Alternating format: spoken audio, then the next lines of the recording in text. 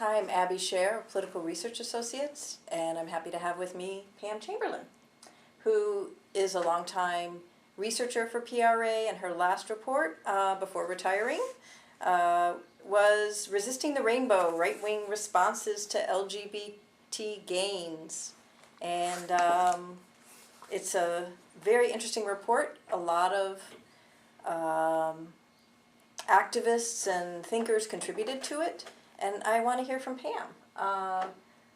What did you learn in this report? What was the report trying to do, and what does it say to the struggles for today? Well, those are three important questions. Mm-hmm. Maybe I'll start with what we were trying to do.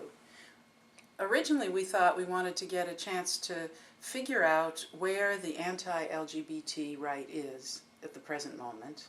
And it seemed like an important time because there have been so many advances by the LGBT movement. Hate crimes legislation, the non-support of DOMA, the erasure of Don't Ask, Don't Tell, and so forth. But the anti-gay movement, the right, especially the Christian right, and increasingly the Tea Party, has had a much more active role in using homophobia for political gain. So we wanted to take a look at that and explain that to LGBT activists and their friends. So that was our original purpose, and as we started to look into this, we realized there was a wealth of knowledge among activists across the country that we wanted to share about more successful strategies in fighting the right.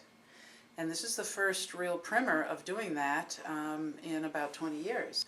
So we have 6 case studies from campaigns that the right launched against LGBT rights in different parts of the country over the past several years, and asked each of the authors to draw their own conclusions about their own personal experiences. One was looking at retrospectively at what happened in California with Proposition 8. We now think of that proposition as an ongoing legal struggle about whether it's constitutional to have same-sex marriage in California. And people were quite surprised that LGBT groups lost that battle. So in looking back over it, they had some knee-jerk reactions. And our strong ally, Serena Khan, who at the time was vice president at the California Women's Foundation, took a look at what was happening in California and realized that some of the first conclusions that the pundits around gay culture and gay politics were putting out were actually incorrect. Unfortunately, there was this assumption that because there was a strong negative vote, anti-gay vote among the African American population in California, they blamed African Americans, when actually it was mostly the strategists on the right who did a better job of organizing African American social units like the church. And Serena uncovered that and encouraged that kind of dialogue to happen, so I think there's a little bit more balanced understanding of that situation. We have other sometimes very small campaigns, like Kalamazoo, Michigan, had an anti-discrimination statute that took several years and a lot of strategizing to figure out how to get that passed. And the lesson that they learned was that it was really important to do coalition work within the city, small city, with all the other social change groups, and that was the deciding factor. One of the things I thought was really interesting about Kalamazoo is they didn't even bring up the anti-discrimination statute until they had begun reaching out to other social change allies and build relationships with them around learning how to do activism. And they invited a prominent African American leader to do one workshop, and they invited leaders from across the social change communities to do workshops for the entire city.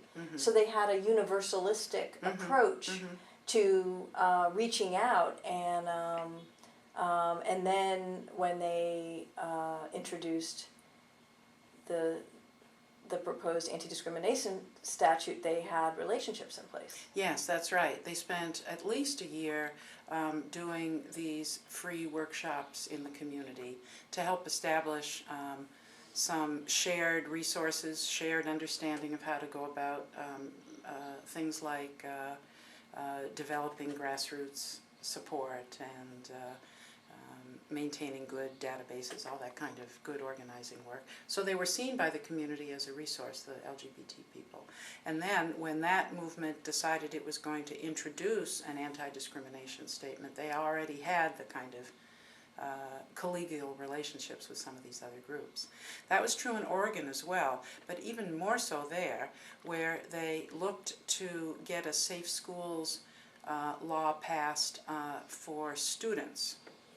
And they developed a very broad-based coalition, and it was so well grounded in this very diverse group of immigrant rights and workers' rights and children's rights that they actually didn't have any opposition from the right. So this was an interesting case study to take a look at in detail. Well, that was an anti-bullying initiative, and the African American community and the LGBT community signed on. They all wanted to sign on.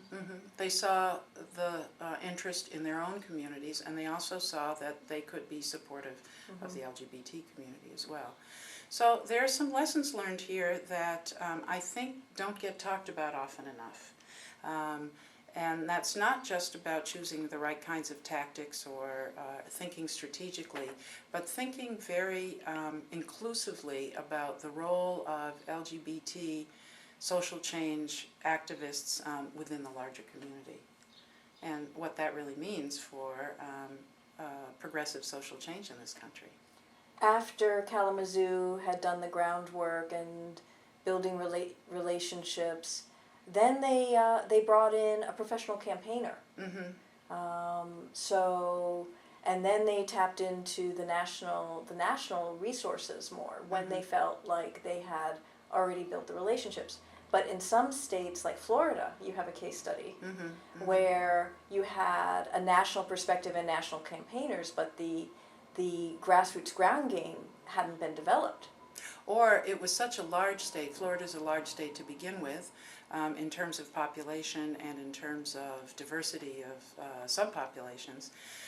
But they also didn't have a real unified sense. There were 3 different organizations that were all working towards the same campaign, and they didn't get themselves sufficiently coordinated.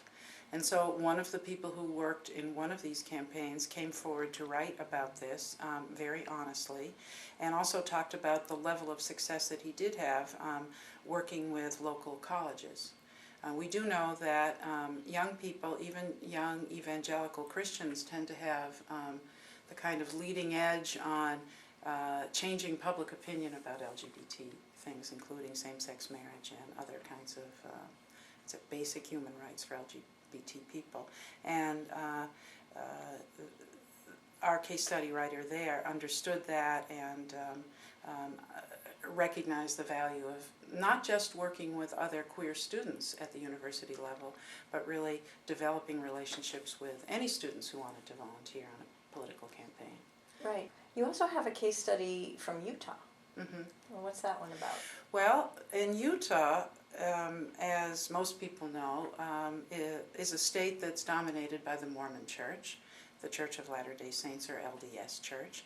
And this church is so complicated in its social being, its kind of reality in a place like Utah, that the activists who were LGBT supporters recognized that they had to really battle the church itself. So basically they uncovered some outrageous comments that church leaders had made, and they, I guess there's no better word for it than shamed the church. They exposed that the church was being very un-Christian, and that it really needed to pay attention to the sorts of messaging that it was putting forth. They collected 150,000 signatures. They made a very big and public display of bringing it to the church and asking them to change, and recognizing that as a very strong political player in that state, the church found itself in an untenable position and that they had to change. So this was a slightly different strategy, but it was demonstrating that when you have conservative political power, you have to analyze very carefully what that power is, where it comes from, and where its vulnerabilities are. So I'm sure other people share my curiosity about what you think the insights of this report have to say about our position today. Well, we are in this very unusual position in that most of the news about LGBT people is generated based on opposition from the right. Another state has a campaign to prohibit same-sex marriage in that state. So now we have 31 or 32 states where that is the case. But there are other ways of looking at this situation, and one of those ways is to see how much real political progress the queer movement has made in the past 20 or 30 years. Many victories, much forward motion, and in fact, it's that push by LGBT activists that actually provokes the right to push back. That is, there's this dynamic between these movements of campaigning and anti-campaigning, of movement and anti or counter-movement. And the right is very skilled in doing that. So one of the things that we learned from this study was that they perfected some techniques, and they keep using them over and over again in different places. They know how to frame things in a way that make even moderate people second guess their own thinking and support for LGBT people, and they have very good on-the-ground organizing grassroots movements. At the same time, they have strategists at the national level who are thinking about this all the time and thinking about how best to use the existing homophobia in the culture to to win these victories, but also to keep homophobia alive politically. I mean, when you have kind of a systemic or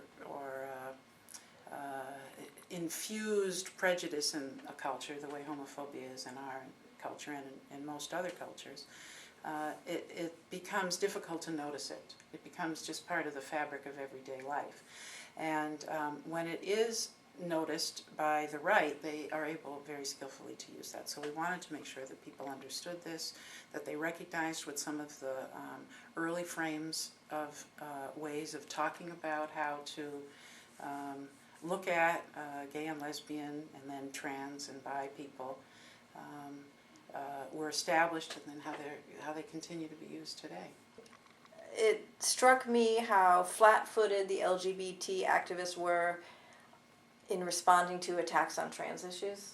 It seemed like so many times when the Christian right said we don't want men in women's bathrooms, or that there was this time of having to figure out how to respond to these things, and it was very haphazard. Right, and it's a good example of we know this kind of argument will be coming at us, and so we have to figure out once and for all what are the best ways of responding. The fact that it trips up LGBT activists is an indication that the movement hasn't quite gotten to the place where it's comfortable in responding as a movement as a whole, and that's something that definitely needs attention. It is amazing that in 2012 we still don't have an employment security bill, anti-discrimination bill that includes transgender people. And it's the bathroom issue and the sort of he-she and other kinds of prejudicial ways of talking about trans people that have held that up in Congress for years. And it's a clear indication of the movement needs to anticipate what the arguments are going to be and to develop strategies that respond to them effectively. And we hope that PRA is able to provide some of that assistance through this report. Well, thank you. Thank you to Kenyon Farrow, who I know also contributed, and certainly. David Dodge, and all of the contributors and allies who helped create Resisting the Rainbow. Thank you.